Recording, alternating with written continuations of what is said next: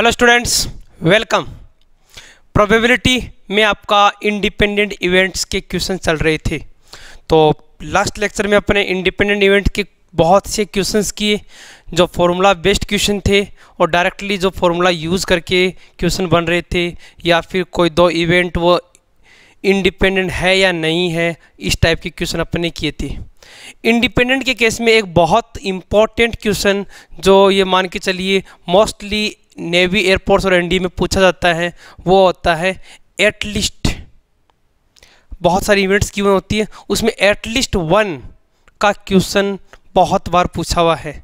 अब ये at least one का कॉन्सेप्ट क्या है और इस तरह के क्वेश्चन अपन कैसे करते हैं देखिएगा, बहुत इंपॉर्टेंट है। और ये कॉन्सेप्ट में एग्जाम्पल के थ्रू आपको समझाऊंगा कि एटलीस्ट वन वाला कॉन्सेप्ट कैसे यूज़ करते हैं और कैसे क्वेश्चन एग्जाम में पूछे जाते हैं। तो देखिएगा, फर्स्ट ऑफ ऑल मेरा क्वेश्चन है, पहले क्वेश्चन समझ लीजिएगा। मैं क्वेश्चन लिख रहा हूँ यहाँ पे, ए bag contain 5 white 7 red and 8 black. A bag contain 5 white, 7 red and 8 black. Okay. 4 balls are drawn one by one. 4 balls are drawn one by one with replacement. 4 balls are drawn one by one with replacement. Most important है, with replacement. 4 ball निकालते हैं एक के बाद एक with replacement. Okay, yes. What is the probability that at least one is white? What is the probability? What is the probability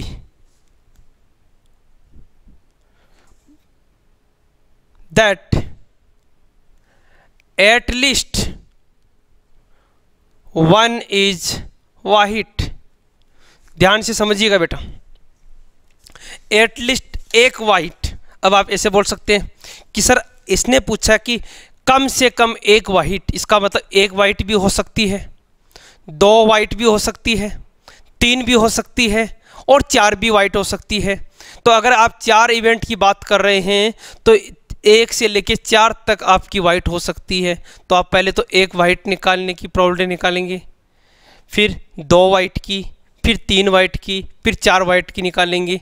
तो इन सब को क्या करेंगे, लास्ट में ऐड करेंगे, या तो 1 वाइट या 2 वाइट या 3 वाइट या 4 वाइट। बट अगर आप जो मैं बता रहा हूँ उसके अकॉर्डिंग सॉल्व करेंगे तो आपका आंसर फटाफट से आ जाएगा।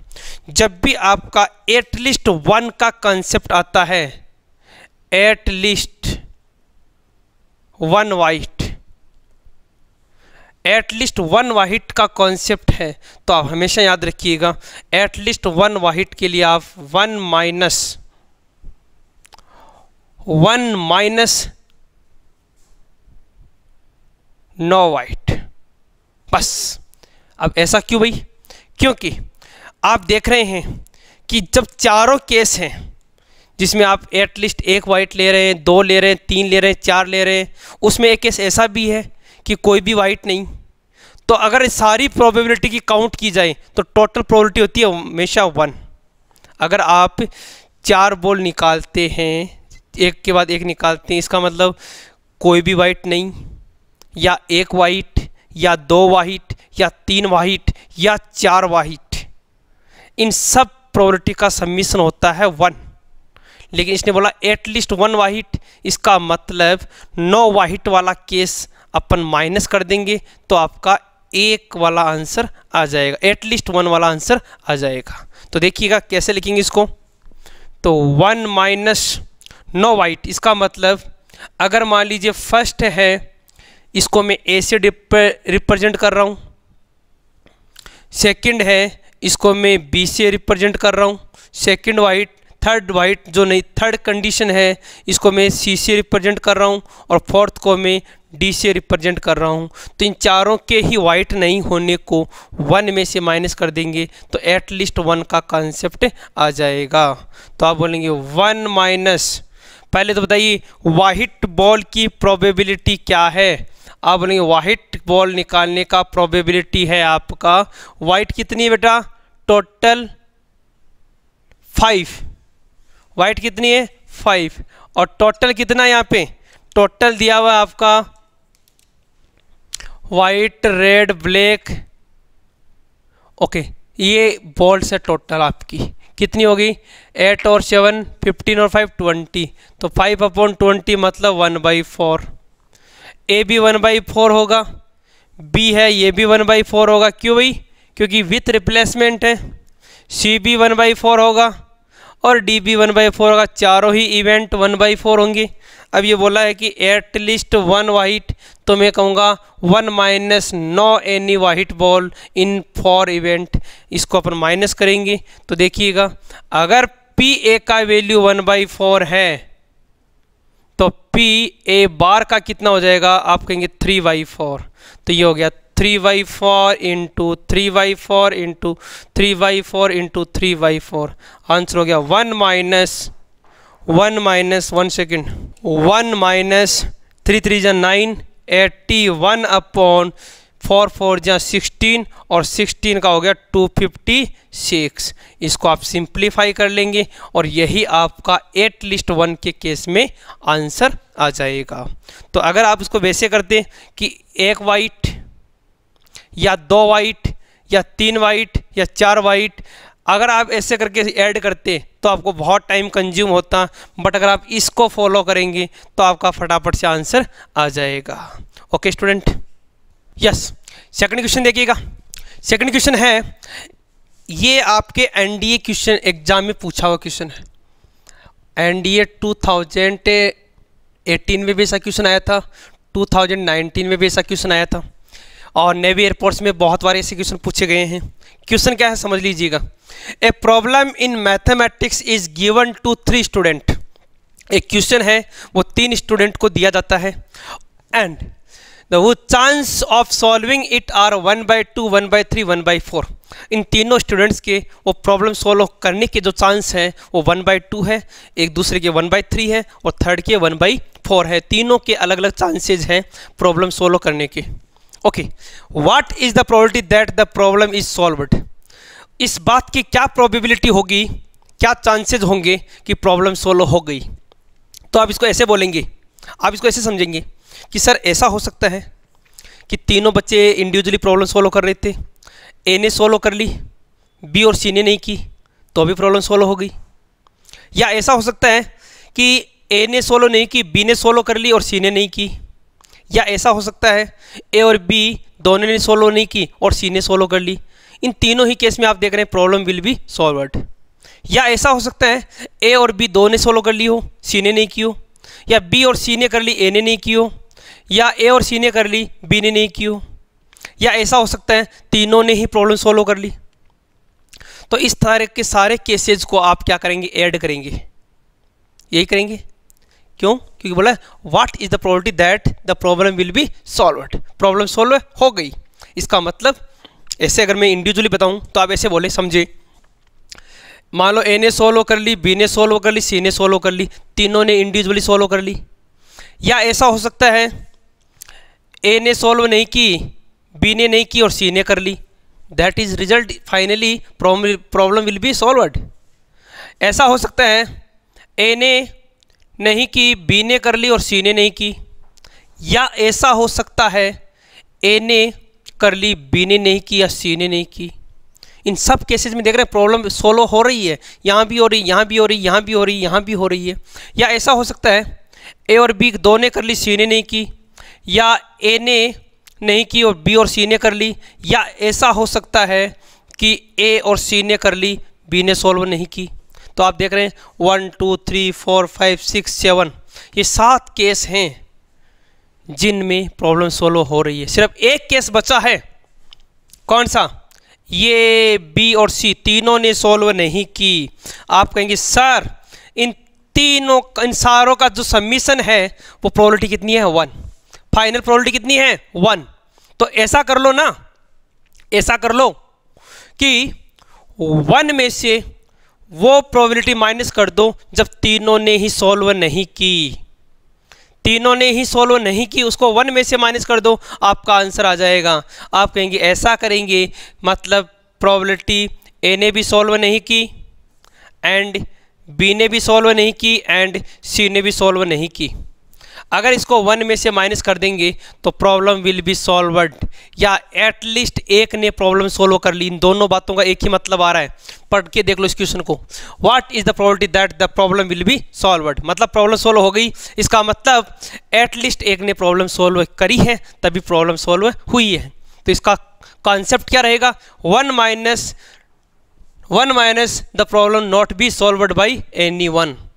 और आप कहेंगे कि ये इवेंट जो है वो इंडिविजुअल है, मतलब इंडिपेंडेंट है, सब अपनी अपनी प्रॉब्लम सॉल्व कर रहे हैं। तो हम इसको ऐसा लिख सकते हैं 1 minus P A bar into P B bar into P C bar. तो 1 माइनस, देखो बेटा अगर पी ए 1/2 है तो ए बार कितना हो जाएगा 1 माइनस 1/2, और ये भी हो गया 1/2 इंटू पी बी 1/3 है तो पी बी बार कितना हो गया, आप कहेंगे sir 1 minus 1/3 that is 2/3। P C 1/4 है तो सी बार कितना हो गया 1 माइनस 1/4 मतलब 3/4। तो फाइनली आंसर कितना हो गया 1 माइनस, देखिएगा बेटा 1/4 मतलब 3/4 आंसर आ गया, 3/4 आंसर हो गया। और मैं आपको बता दूं अगर आप ऐसे करते, इन सब का ऐड करते, सबमिशन करते, तो भी आपका आंसर 3/4 आएगा। अगर आप P A into P B into P C ये प्रोबेबिलिटी निकालिए, प्लस ये निकालिए, प्लस ये प्लस ये प्लस ये प्लस ये, इन सब का एडिशन करके देख लीजिए, आपका आंसर वही 3/4 आएगा।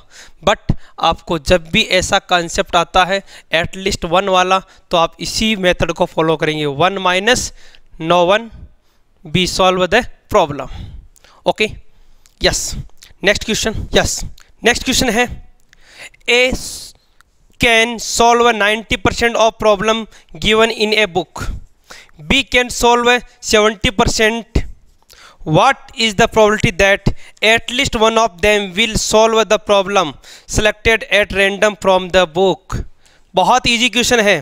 पहले जो मैंने किया वो 3 स्टूडेंट के लिए था, ये 2 स्टूडेंट के लिए है। दोबारा सुन लीजिए क्वेश्चन क्या बोल रहे हैं, A can solve 90% of the problem given in a book, मतलब एक के द्वारा जो प्रॉब्लम सॉल्व करना है दैट इज 90%, मतलब 90/100, it means 9/10। And B can solve 70%, मतलब 20 जो प्रोबेबिलिटी सॉल्व करेगा दैट इज 7/10। 70% 70/100 मतलब 7/10। Okay, What is the probability that at least one, ध्यान से सुनिएगा, at least one of them will solve the problem? At least one, at least one। पहले तो सुन लीजिए सारे केस क्या क्या हो सकते हैं। सारे केस ये हो सकते हैं, ए ने भी सॉल्व कर ली प्रॉब्लम, बी ने भी सॉल्व कर ली, या ऐसा हो सकता है ए ने सॉल्व नहीं की बी ने कर ली, या ऐसा हो सकता है ए ने कर ली बी ने सॉल्व नहीं की, या ऐसा हो सकता है ए और बी दोनों ने प्रॉब्लम सॉल्व नहीं की। बोलो यही तो तरीके हो सकते हैं। ओके, इन सारी प्रोबेबिलिटी का समीशन क्या आएगा, अगर मैं इसकी प्रोबेबिलिटी की बात करूं, पी ए एंड बी, या का मतलब प्लस लेते हैं अपन, P A bar intersection B plus P A intersection B bar plus P A bar intersection B bar, इस पूरे प्रोबेबिलिटी का समीशन क्या आता है 1 आता है। बोलो आता है कि नहीं आता। ओके, मैं क्या करवाने जा रहा हूँ आपको, मैं सिर्फ यही तो करवाने जा रहा हूँ आपको कि एटलीस्ट 1 है, इसका मतलब 1 भी हो सकता है और 2 भी हो सकता है सॉल्व करने वाले। तो आपको करना क्या है, 1 minus no 1 B solve the problem. आपको एक्चुअल में करना क्या है, 1 माइनस, इसको इधर लाना है, अरे इसको इधर लेके आना है। अब इसको इधर लेके आएंगे तो क्या हो जाएगा, 1 minus probability of A bar B bar. Independent event है तो क्या लिखेंगे, 1 minus P A bar P B bar. 1 minus P A bar, जब ए 9/10 है तो ए बार कितना हो जाएगा, 1/10। पी बी 7/10 है तो पी बार क्या हो जाएगा, 3/10। मतलब 1 माइनस 3/100, 97/100 आपका आंसर आ गया। और अगर कोई स्टूडेंट ऐसे बोले कि सर मैं इस मेथड से नहीं करना चाहता, मैं तो अपना जो ट्रेडिशनल मेथड है उसी से करूँगा, मुझे शॉर्ट ट्रिक से शॉर्टकट से मतलब नहीं है, मैं तो आपका इसी मेथड से करूँगा कि एटलीस्ट 1 है, इसका मतलब या तो ए ने सोल्व कर दिया या बी ने सोल्व कर दिया या दोनों ने सोल्व कर दिया, मैं तो इसी मेथड से करना चाहता हूँ। कोई बात नहीं भाई, आप इसी से कर लो, कोई प्रॉब्लम नहीं है। अगर आप इसी से करना चाहते हैं तो इसको क्या लिखेंगे, P A into P B. इसको क्या लिखेंगे, P A bar into P B, independent है इवेंट। और इसको क्या लिखेंगे, P A into P B bar. देखो P A into P B, तो पी ए पी बी को मल्टीप्लाई करो, 9 7 जा, यहाँ पे लिख देता हूँ मैं 9/10 7/10 plus A bar 1/10, P B 7/10, P A 9/10 bar 3/10। तो फाइनली 9 7 जा 63, 63 प्लस 7 1 जा 7 प्लस 9 3 जा 27/100, तो कितना हो गया, ये हो गया 70 89, 97/100, दैट इज द आंसर, 97/100। तो अब आपकी एकदम से क्लियर हो गया होगा कि सर हम इधर से ना जाके 1 में से टोटल माइनस कर देंगे तो हमारा कॉन्सेप्ट एकदम समझ में आ जाएगा। ओके, तो ये हो गया आपका एटलीस्ट 1 वाला कॉन्सेप्ट। एक और एग्जांपल करेंगे इसी कॉन्सेप्ट पे, देखो क्योंकि मैं इस पे ज़्यादा प्रॉब्लम इसलिए करवा रहा हूँ कि मोस्टली एग्ज़ाम में ये प्रॉब्लम्स पूछी जाती है, तो इस पे ज़्यादा फोकस कर रहा हूँ जी। एक क्वेश्चन देखिए, ये थोड़ा सा लैंग्वेज का फ़र्क है, इसमें आप समझेंगे। The odds against A solving a certain problem are 4 to 3। ध्यान से सुनिएगा। द odds अपना ऑलरेडी हो चुका है। The odds against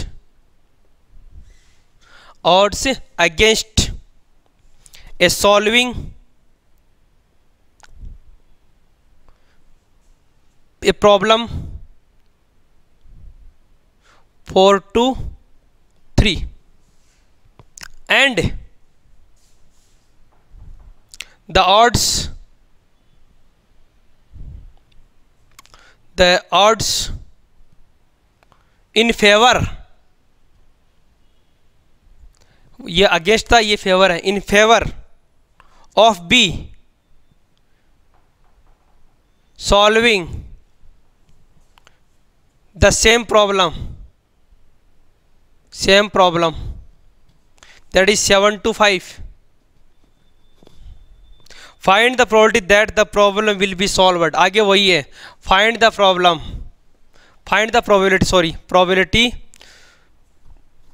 problem will be solved।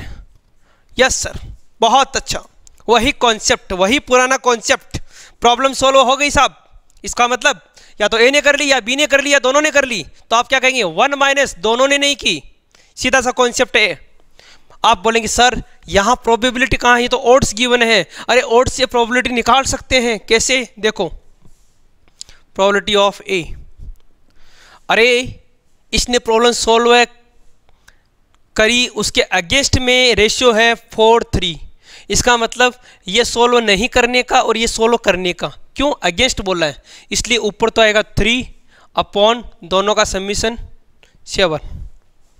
अरे क्लियर है, क्योंकि 4 to 3 का मतलब है एक्चुअल में 4:3। प्रॉब्लम सोल्व करने का ये रहा और नहीं करने का ये रहा, बिकॉज अगेंस्ट लिखा हुआ है। यहाँ ऑड्स इन फेवर लिखा हुआ है, अपने पक्ष में लिखा हुआ है, तो पक्ष में लिखा हुआ 7 to 5, तो 7 सोल्व करने का हो गया और टोटल 12 हो गया। ये सब प्रोबेबिलिटी आ गई। अब तो वही क्वेश्चन हो गया पिछले वाला कि प्रॉब्लम विल बी सॉल्व्ड, इसका मतलब 1 minus not B solved by A B, दोनों ने सॉल्व नहीं करी। इसको हम सिंप्लीफाई करेंगे 1 माइनस, हाँ जी, पी ए बार निकालो, ए बार कितना हो जाएगा 4/7, बी बार निकालो 5/12 हो गया।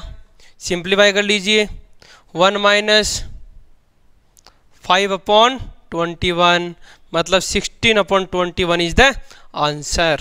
इस तरह से आप इन कॉन्सेप्ट को अच्छे से करेंगे बेटा। ओके, और देखते हैं इसी में एटलिस्ट वाले में। एक देखिए, एक सर्किट का क्वेश्चन आता है एग्जाम में, एक बार पूछा हुआ भी पहले। ये सर्किट का क्वेश्चन क्या है, किस तरह से करते हैं, स्टूडेंट थोड़े कंफ्यूज में होते हैं। देखो समझो, एक क्वेश्चन है, सर्किट बना हुआ है इसमें, देखो समझो क्वेश्चन देख लो पहले। क्वेश्चन है if two switch S1 and S2 have respectively 90% and 80% chance to working। Question देखो क्या लिखा हुआ है, if two switch S1 and S2 have respectively 90% and 80% chance of working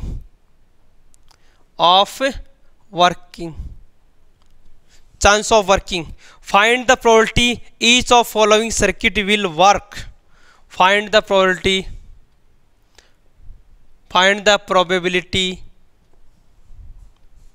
that each of circuit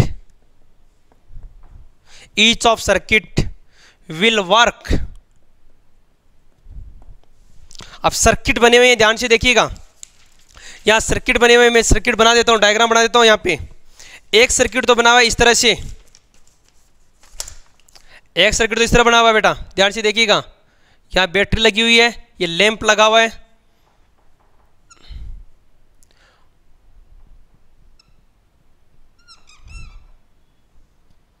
यहाँ पे देखिएगा, ये इधर से करंट आ रहा है प्लस माइनस, और ये यहाँ पे आपका कोई लैंप लगा हुआ है, और यहाँ पे बैटरी लगी हुई है। स्विच S1 है, ये S2 है, और सेकंड जो सर्किट बना हुआ है वो इस तरह से बना हुआ है, ध्यान से देखिएगा बेटा, बहुत इंपॉर्टेंट कॉन्सेप्ट है यहाँ पे।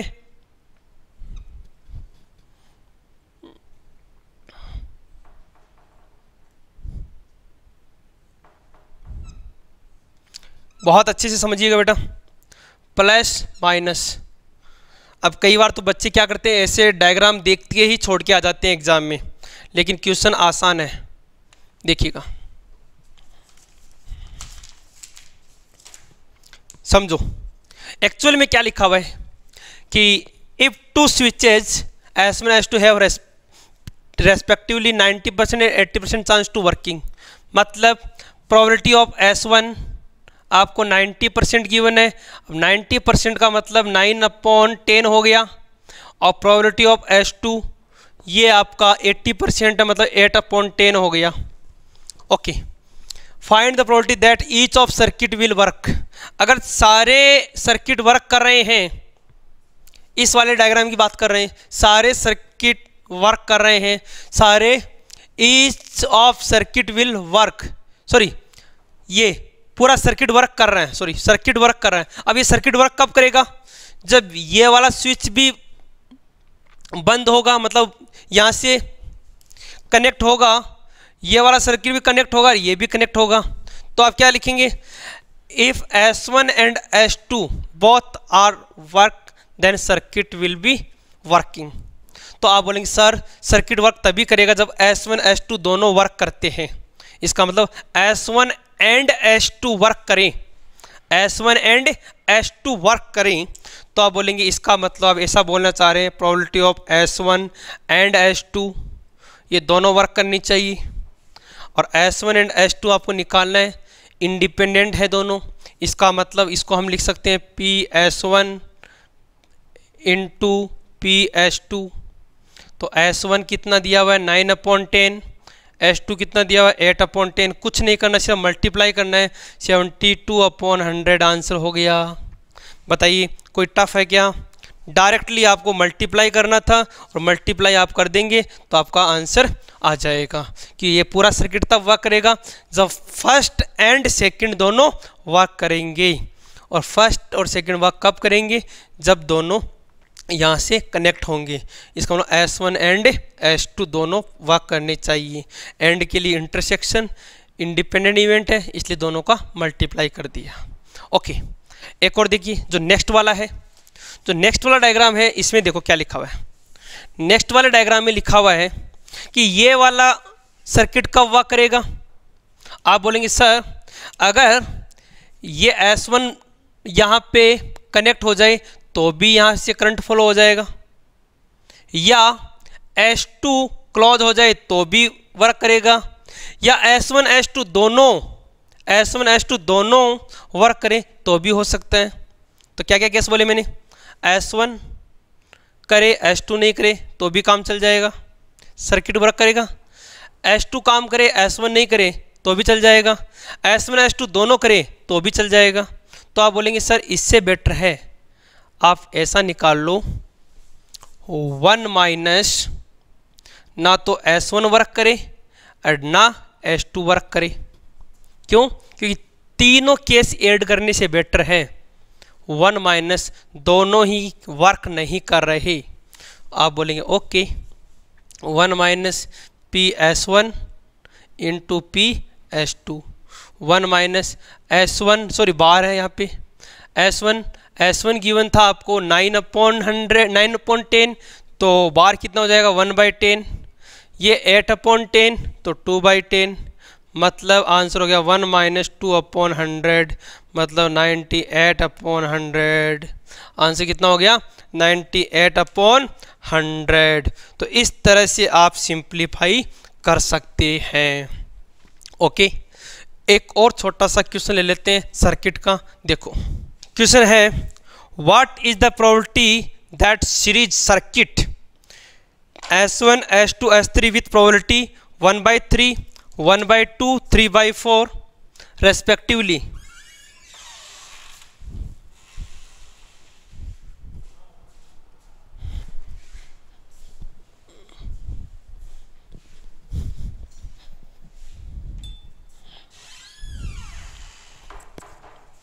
Sorry, what is the probability that series given circuit 3 switches S1 S2 S3 with probability 1/3 1/2 3/4 respectively।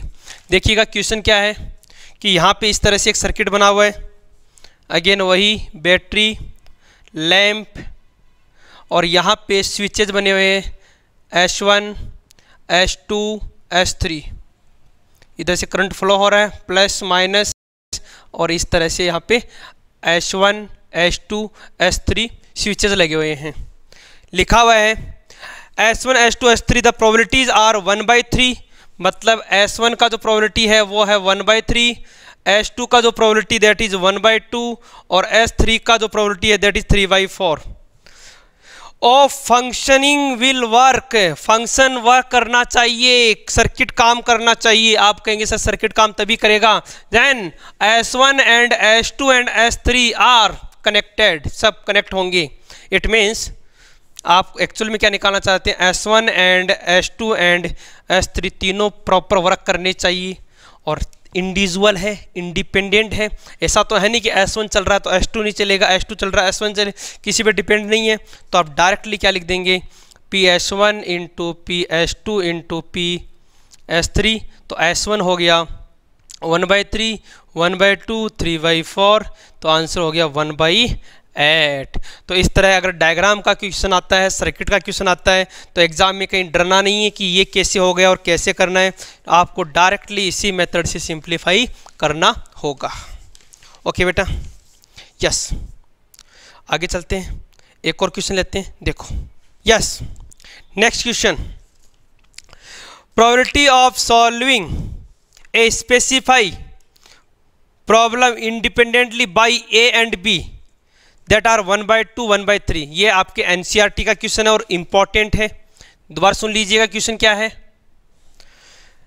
Probabilities of solving a specific problem independently by A and B that are 1/2 1/3। इसका मतलब a problem solve करेगा 1/2, B solve करेगा 1/3। Okay, if both try to solve the problem independently find the probability that। अब first में क्या बोला है, the problem is solved, the problem is solved। और सेकंड क्या पूछा है, exactly one of them solve the problem।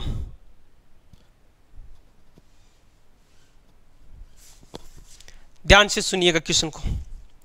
एक तो बोला है कि प्रॉब्लम बी सॉल्वर्ड, इसका मतलब वही आप बोलेंगे ए ने सॉल्व कर ली बी ने नहीं की, या बी ने कर ली ए ने नहीं की, या दोनों ने सॉल्व कर ली। तो इस केस को हम बहुत अच्छे से कर चुके हैं। दोबारा देख लेते हैं। प्रॉब्लम विल बी सॉल्वर्ड, इसका मतलब 1 minus not solved by problem A and B. 1 minus, यहाँ ए ने भी नहीं की बी ने भी नहीं की, और इसका आंसर तो आप बहुत जल्दी निकाल सकते हैं। 1 minus P A bar into P B bar, मतलब 1 माइनस पी ए 1/2 है तो ए बार कितना हो जाएगा बेटा 1/2। इसी तरह पी बी 1/3 है तो पी बी बार कितना हो जाएगा 2/3। तो फाइनली आंसर हो गया 1 माइनस 1/3, मतलब 2/3 आपका आंसर हो गया। दोबारा देख लीजिए 1/2 और 2/3, क्योंकि 1 माइनस 1/3 कितना हो जाएगा 2/3, तो आपका आंसर हो गया आपका फाइनली 2/3।